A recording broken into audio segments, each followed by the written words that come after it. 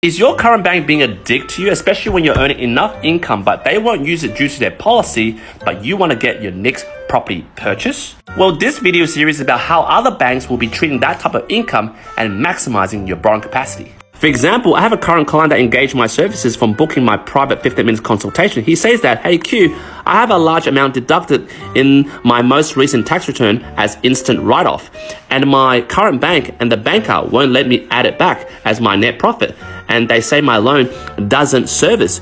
Do you have another bank that could help me? And yes, as a Jedi mortgage broker, after the consult, I did a bit of research and a bit of workshop with a few banks. I found a bank that had similar rates and even better that could use an accountant letter to confirm the instant write-off and add it back as a non-recurring expense. In short, it was a $50,000 write-off, and by adding it back, the client had an extra $50,000 in net profit, which serviced the deal and enabled him to buy his next investment property.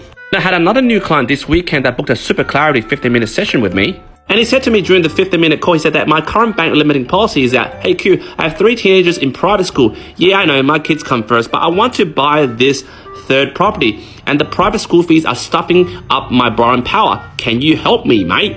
Again, as advertised on my booking call, I am a bloody Jedi broker.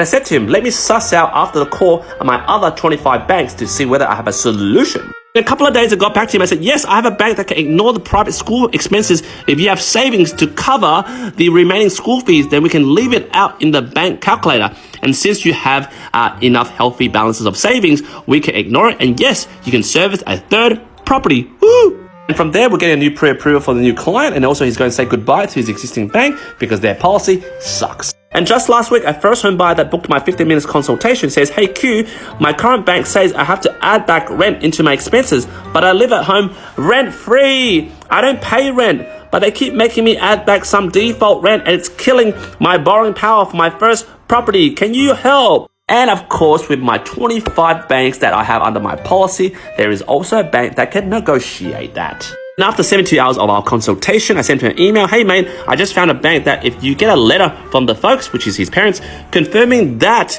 you live rent-free and don't pay board, we can leave that out in your living expenses. This should give you an extra 50K in borrowing power. Whilst his current bank couldn't give him that extra 50K, which means an extra bedroom or maybe an extra toilet. So remember guys, different banks have different policies, so you shouldn't be always locked into one bank due to loyalty that will lock in your borrowing capacity due to their ineffective policy. So guys, jump in the comments, let me know whether you want more of these scenarios, and stay tuned for part 2.